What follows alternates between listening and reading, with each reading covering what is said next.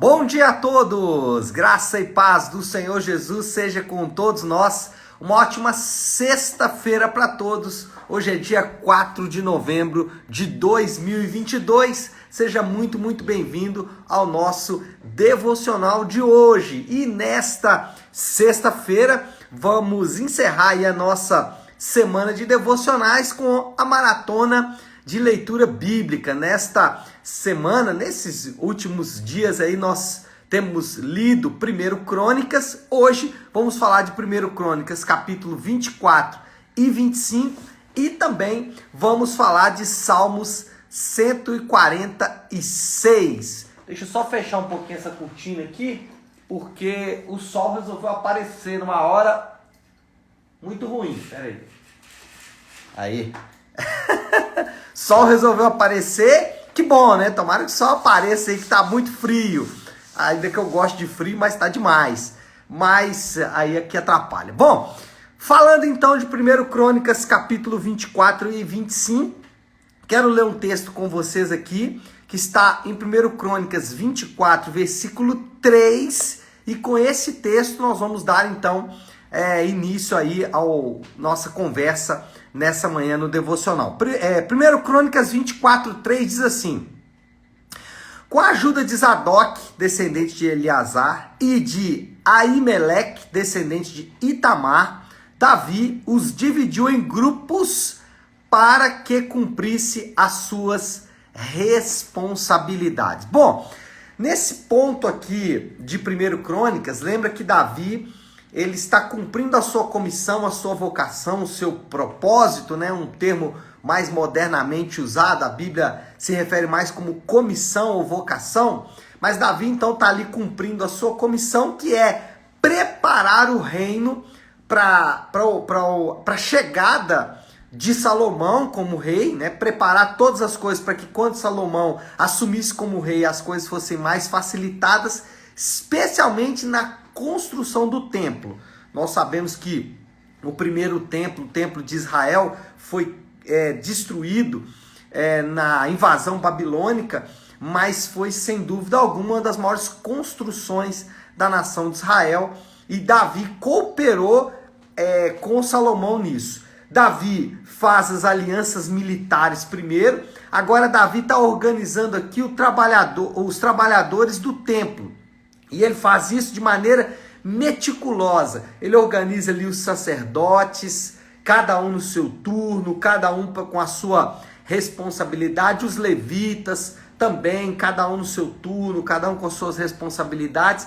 E estabelece ali também algo que depois ficou bem conhecido, né, que foi a escala dos cantores. E é interessante que Davi, seguindo aí, né, uma tendência, criando uma tendência essa que depois seria seguida pelos autores do Novo Testamento, que é os cantores que profetizavam, os cantores que eram pregadores, que pregavam através de suas músicas. E os salmos são pregações cantadas, e esse é um ensino do Novo Testamento em que os crentes são desafiados também a cantarem a palavra de Deus. Agora, quando nós olhamos aí para essas escalas, né, para cada trabalhador no seu horário, cada trabalhador no seu turno, quando olhamos para toda essa organização e essa seção de nomes, né, são nomes para cá, nomes para lá, e sacerdotes, levitas, cantores, tudo mais,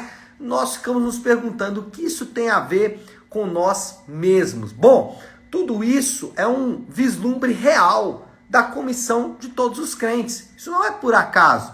Isso não está ali para enfeitar o Antigo Testamento. Não, isso está ali para dar para mim, para você, alguns vislumbres de como também nós podemos desempenhar a nossa vocação, como nós também, como crentes, vivendo no século 21, podemos cumprir a comissão do Senhor sobre as nossas vidas. E aí nós podemos pensar aqui, em primeiro lugar, que todos os crentes podem servir de alguma maneira no trabalho do ministério. Quando olhamos aqui a história e essa organização de Davi, o que nós percebemos é que todos os envolvidos poderiam contribuir de alguma maneira. Tinha homens que iam contribuir com o sacerdócio, tinha homens que iam contribuir com o levirato, tinha homens que iam contribuir com suas canções, mas todos iam contribuir de alguma maneira.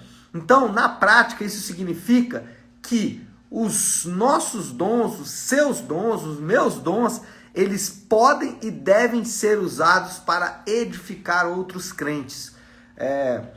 Isso é tão significativo porque muitas vezes nós achamos que nossos dons eles não servem para edificar outros crentes. Nós pensamos que o nosso dom ele não poderia ser usado, ou que nós somos inferiores ou superiores. O ponto é que ninguém é tão bom ou tão ruim que não possa participar da edificação da igreja.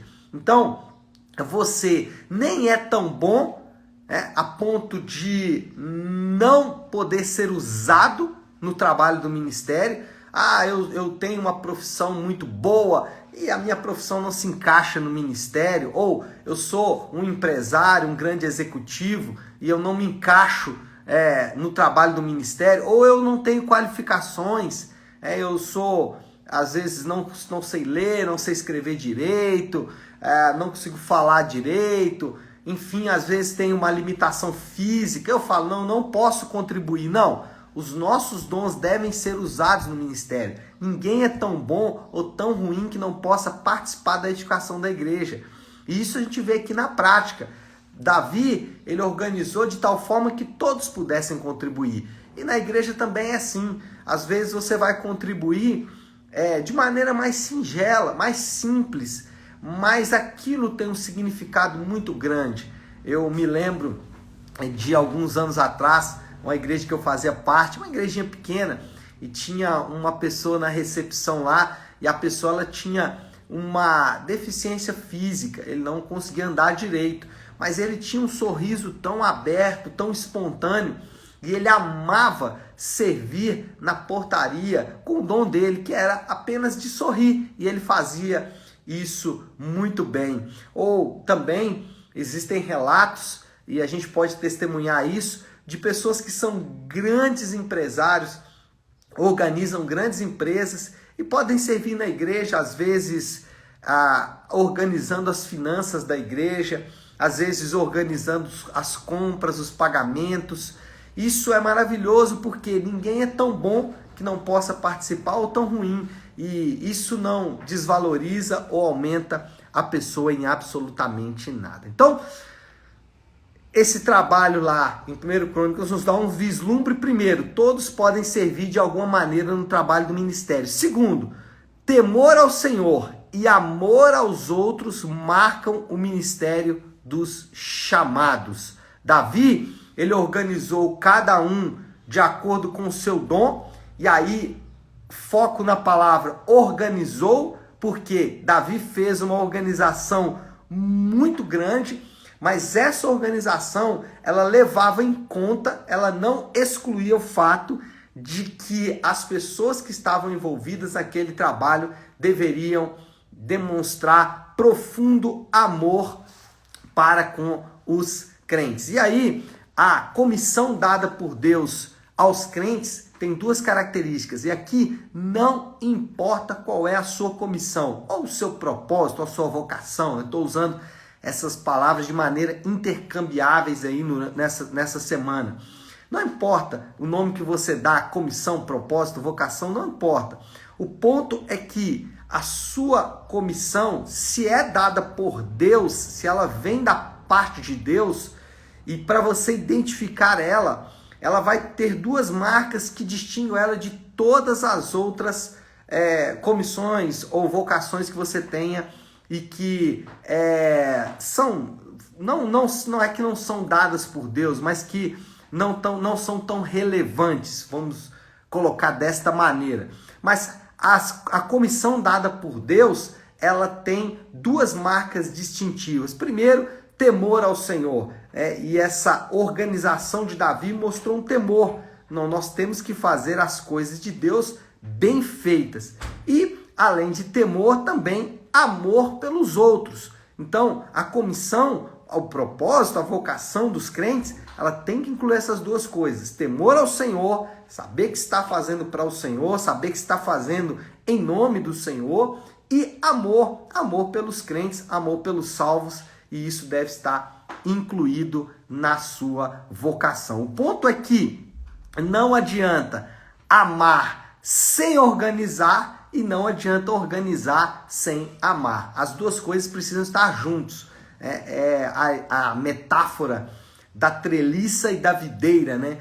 A videira, para frutificar bem, ela precisa de uma treliça. A treliça, ela não é mais importante do que a videira, mas dá a estrutura e o apoio que a videira precisa para poder crescer. Então, essas duas coisas, né, a treliça e a videira, é a organização e o amor. Não adianta ter uma organização muito grande se não tiver amor. E não adianta ter amor se não tiver o mínimo de organização. Isso quando estamos falando, então, de características distintivas da comissão. A comissão, o propósito de Deus, envolve essas duas coisas. E, em terceiro e último lugar, estamos aí falando de um vislumbre, olhando para o texto de 1 Crônicas, estamos tendo um vislumbre das nossas próprias, da nossa própria vocação.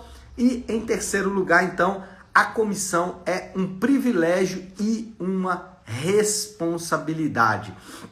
O cronista ressaltou que era responsabilidade servir ao povo de Deus.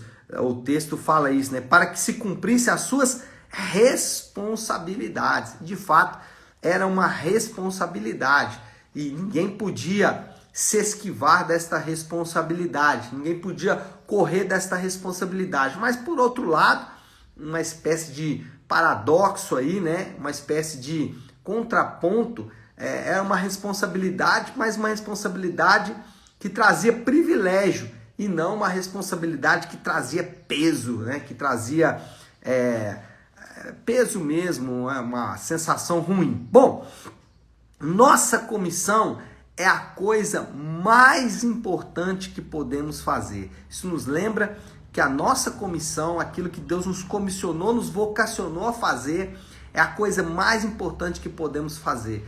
O que mais importante podemos fazer não é uma viagem internacional, não é formar numa faculdade, abrir uma empresa, ser um político, ser um médico, ser um professor.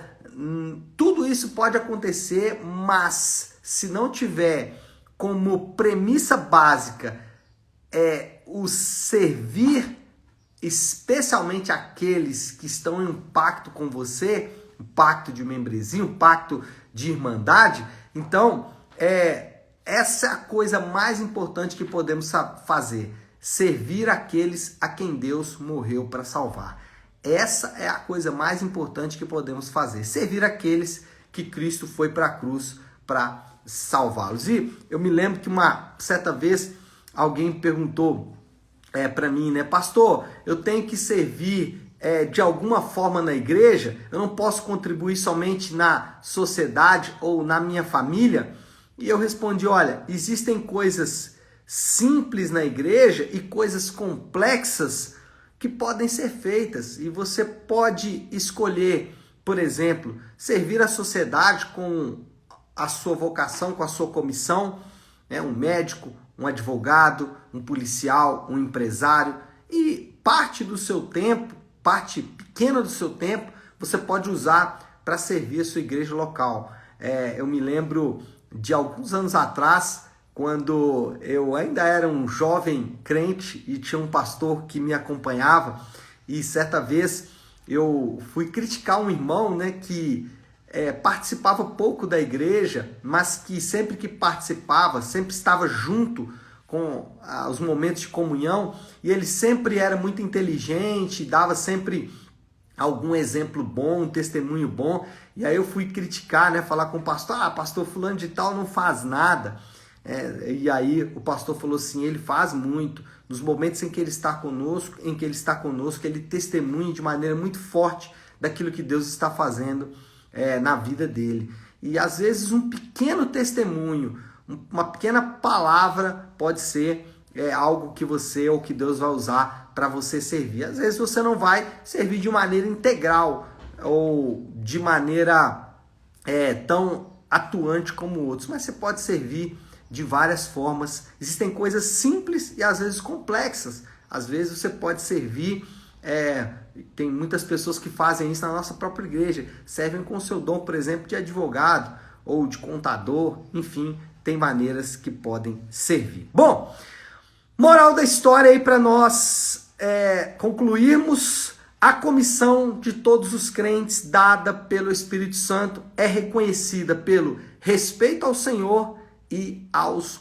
outros crentes. Então, nós reconhecemos a comissão quando ela teme ao Senhor, respeita ao Senhor e respeita também aos outros crentes. Os trabalhadores do rei são honrados por pertencer ao rei. Bom, diante desta conclusão, nós podemos pensar aí em uma aplicação. Eu queria propor uma aplicação final para nós orarmos. E a aplicação é muito simples diante de tudo isso que ouvimos e temos ouvido aí durante toda essa semana. A comissão de Deus dada a cada um dos crentes não é só para os crentes. Ou seja, a comissão de Deus não é só para mim. A comissão de Deus, ela é dada para que eu possa servir e servir aos meus irmãos, servir as pessoas que estão comigo em um pacto de aliança, um pacto de membresia. Tá certo, meu povo?